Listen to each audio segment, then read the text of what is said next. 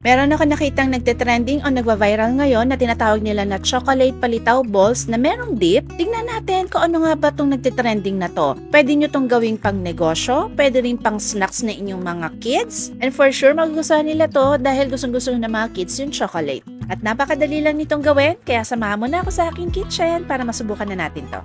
So, ang una natin gagawin yung dip.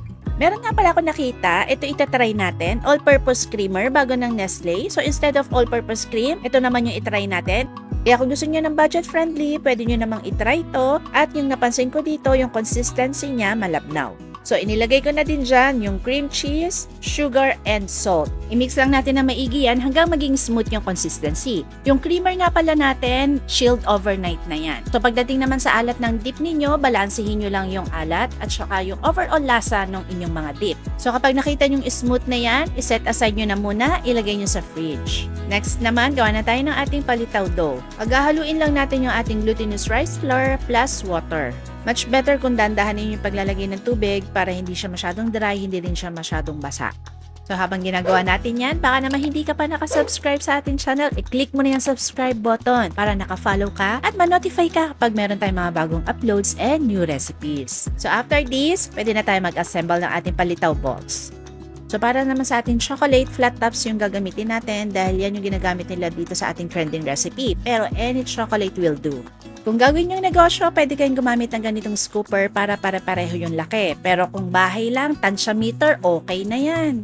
So, bali ang gagawin natin, ilalagay lang natin sa gitna yung chocolate dito sa ating palitaw dough.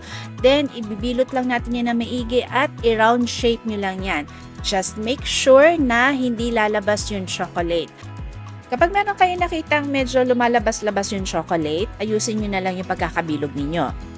Kanina nga pala, bago tayo mag-start mag-assemble, nagpakulo na ako ng tubig para dire-diretso na tayo sa pagluluto nitong ating palitaw balls. So ayan, ready na yung ating tubig. So pagka ganitong kumukulo na, ilagay natin isa-isa yung ating mga balls. So sa umpisa, nasa ilalim yan, kaya siya tinawag na palitaw dahil kapag luto na yan, kusayang aangat. So as you can see, umangat na siya, kaya ready na yan. So pwede na natin yan tanggalin sa tubig. O diba? Ganyan lang kabilis gawin itong ating chocolate palitaw balls. So palamigin natin yan at yung next step natin is optional. So pwede natin siya pagulungin dito sa powdered milk, additional na lasa dito sa ating chocolate palitaw balls.